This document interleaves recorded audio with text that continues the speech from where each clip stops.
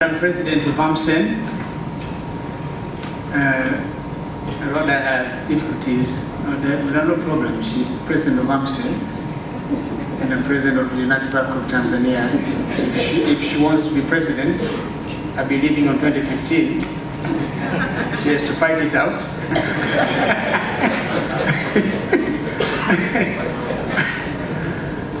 Well, on the AU Commissioner for Rural Economy and Agriculture and our ministers, distinguished participants, ladies and gentlemen, it's heartwarming indeed to have the opportunity to join you this morning. You know, it's like a war situation where the Commander-in-Chief visits the front line. We are engaged in a very bitter war here to save the planet, the place we all call home. It's not an easy war, and there is nobody else other than you who are in the front line of this fight. The ministers, the negotiators, who are actually doing a terrific job on behalf of Africa. Well, a lot has been said. One from the presentation here, that climate change is real. You know, there was a time when people were having doubts whether climate change does exist or does not exist. I don't think it's the question anymore. Each one of us here can give vivid examples of what is happening in his or her own country, which are directly related to the effects of climate change. And as a result of that, all of us must commit ourselves and take resolute action to reverse this trend.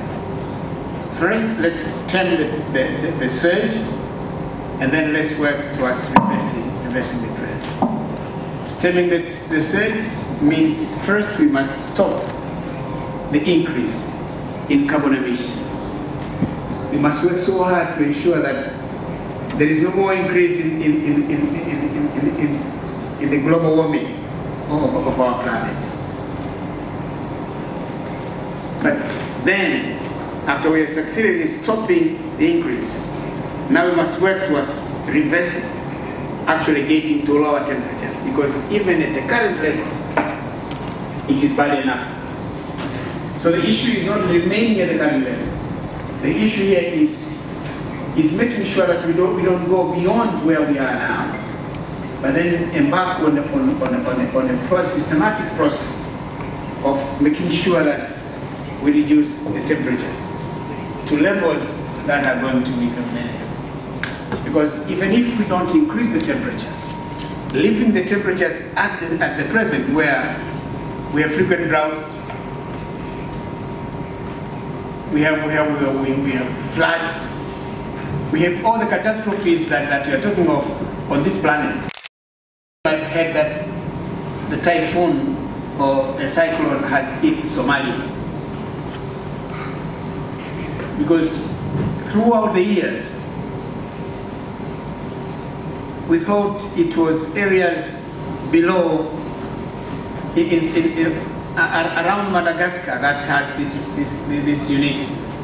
For the first time, now we hear cyclones hitting. Now the cyclones have moved on to the north. You never know. The next typhoon may be in Dar es Salaam, or maybe in Mombasa, or anywhere. So the situation has become so bad. The situation has become so bad. And therefore, we really have got to be serious. We have to make sure that there is no more increase in the temperatures, but we embark on a systematic effort to levels below, where as low as possible, so as to give ourselves survivors. Well, this is all that we are trying to do. There are so many aspects to what we are doing. And you know better than I do. And fortunately, you are engaged in all the various processes whose aim is to stop the increase, to reduce carbon emissions on this planet, so that the world does not get any warmer. In fact, it gets less warm as we progress. You've done a good job so far, so good. I know these are tough negotiations. They are very tough indeed. If they were not tough, we would not have had COP19. If they were that easy, we don't have COP1, COP2, COP3, finished. Now we have COP19, and our expectation may be COP21 in Paris, we may be able to get the agreement that eluded us in Copenhagen. I'm using the word maybe. It all depends upon what the powers that be are going to say. If they say yes, we have an agreement. If they say no, there is no agreement. I don't know which other COP now is going to be, how many more COPs need to be held to get to the agreement that is legally binding with the targets that satisfy all of us. So all that I can say is to wish you luck. That's all. I have nothing and nothing more, nothing else to say. Exactly, you know what we are looking for. We know what our interests are. We know how to get them. The good thing about it all is that now we speak with one voice. And we have got to maintain that.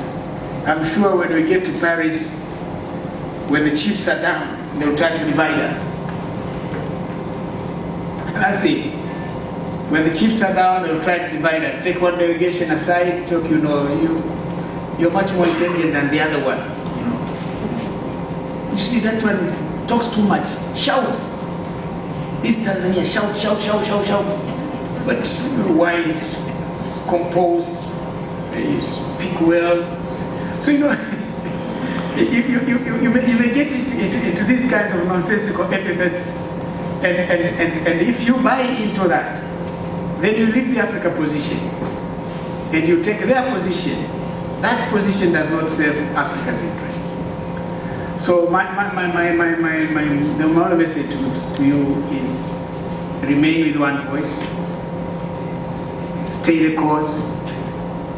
It's not easy, it's difficult, it's challenging, it's tough, but it is the tough that get going.